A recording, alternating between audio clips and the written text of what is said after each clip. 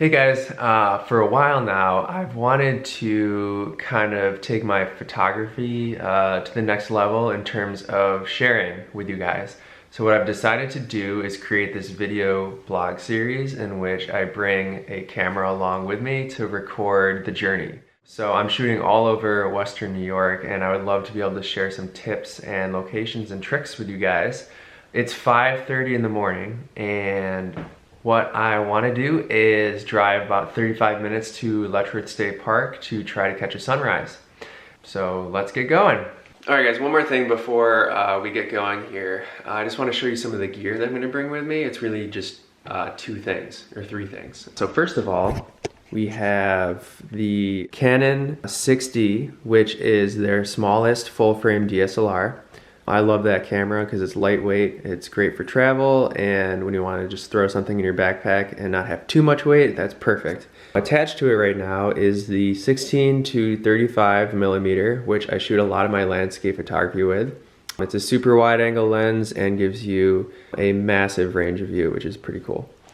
And then the 70-200, which is a mid-range telephoto lens. That'll get you nice and close for some cool detail shots. I like to use that for waterfalls and anytime I need to get up close to something. I'll be throwing it in this camera bag, and I'll also have a tripod. So that's basically it. I just wanted to show you what I was shooting with today.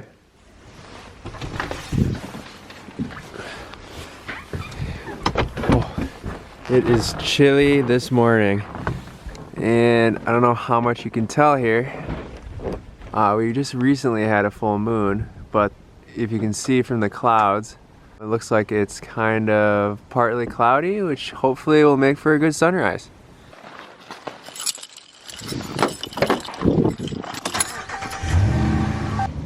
Brush. A little light dusting here. Snow.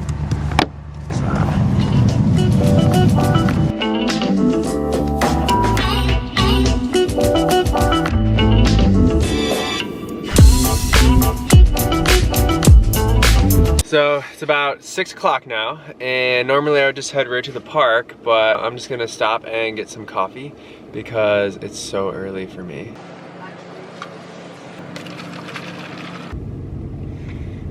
Oh yeah.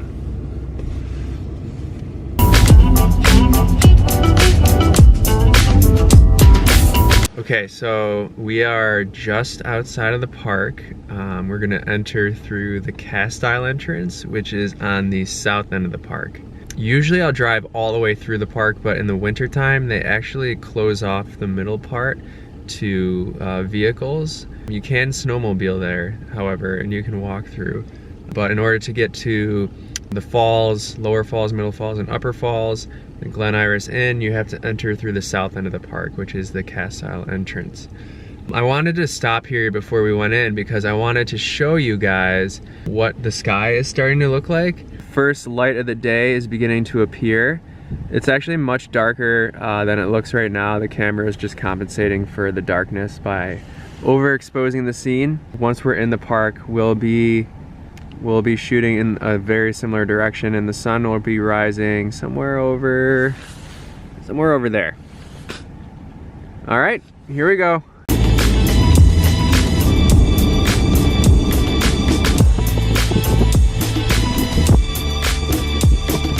Okay, so we're inside the park now, and it's really pretty. There's a very light snowfall right now, and the moon is out right over my shoulder there. Yeah, the sun is about 20 minutes from coming up over the horizon, and then maybe another 10 minutes before it gets over the ridge here at the park. In my experience, the sunrise is usually about 10 minutes behind the actual sunrise. I don't know if it's an elevation issue here, but I'm gonna show you the scene that we're gonna be looking at.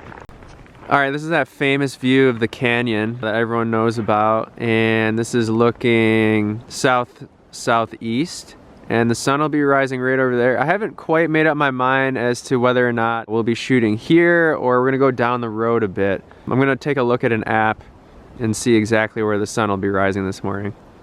Okay, so I'm back in the car, and I wanted to show you guys this app that I find very helpful. It's called Sun Calc. And basically what it does is it uses GPS and I think Google Maps, and it maps out exactly where the sun and the moon will be rising and relative to where you are on a map. So actually right now this is about right where we are in the park. That's the Great Bend overlook on the Genesee River, and you can see the sun will be coming up right over there, which in that previous scene that's about where I was pointing. But I do want to see if a different vantage point in the park will give a more direct view of the sun, and if not, then we'll probably be shooting right around here somewhere, if not a little further north in the park. So this is the part of the park that I was thinking of. It's a little further south. It's about a 2-minute drive from where we are right now, just before you head down to Middle Falls and the Glen Iris Inn. But as you can see, the sun rises directly across from the canyon from this location. I don't know if it's going to focus this close. So that's where we're going to head, and that's where I'm going to set up for today's sunrise. Woo.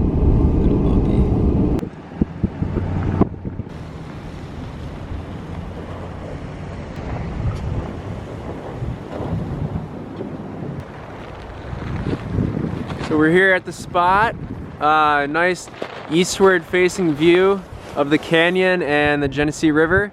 And as you can see, we've got some nice color starting to show up, some blues and purples in the sky. And what I'm gonna do is I'm gonna use my 16 to 35 that I talked about earlier and shoot from pretty much this exact location and frame up some of the foreground here with this log that you can see on the ground on the bottom right over here. And then just make sure I can get everything here within the scene, from the foreground to the river to the sky in the background.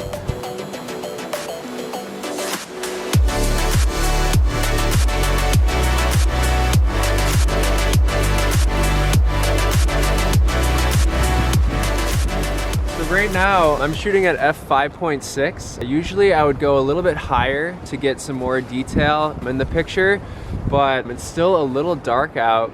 So I can't afford to be shooting at too high of an ISO because we want to keep the noise on the image a little bit lower. But anywhere between 5.6 and 6.3 is a good starting point for landscape photography if you want to maintain sharp detail throughout the picture, especially if you're shooting wide. So we're really starting to get some nice color here, and the sun should be up momentarily. I'm going to set this up on a quick time lapse while I make some images here, and then I'll check in with you in a little bit.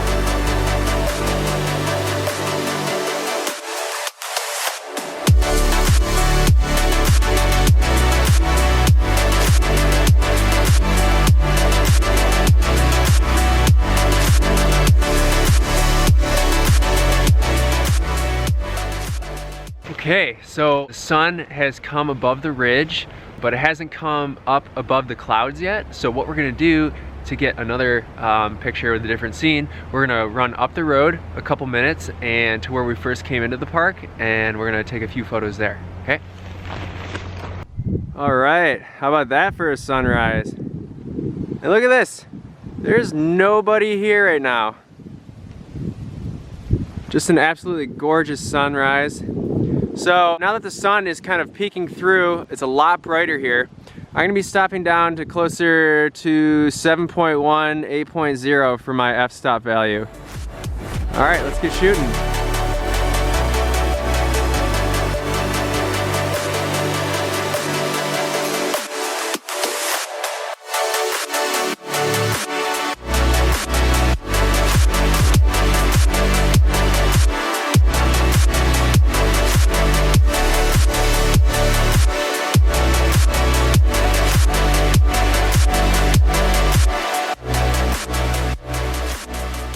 Hey guys, I'm back in my car because the battery on this camera was completely zapped by the temperature. It's about 15 degrees outside right now, and I probably only have a few seconds left, so I just want to wrap up kind of what we did and just some general tips on sunrise photography here. We went over the fact that, well, I was up at 5:30 and there was a reason for that. That's because you always want to try to make it to your location a little bit in advance so that you can get a good idea of where the sun is going to be coming up and stake out a location and just get ready for that. And that's where that Sun Calc app came in handy, which I showed you guys earlier. The second thing is when you're shooting landscape photography, especially with a wide lens, you're gonna want sharp depth of field pretty much throughout the scene. So you're gonna wanna shoot at least 5.6 or greater. As the sun started to rise, I could stop down a little bit to 6.3, 7.1, which will just make the image even sharper. But 5.6 is a good starting point. And in post-processing, you can artificially sharpen the image a little bit if it's not quite up to your liking. I'm planning on doing some more videos in the future. Thank you so much for watching this. Please subscribe and follow, and hopefully I'll get better at this as we go along. I'm gonna need to buy some more batteries, clearly. But thanks, guys.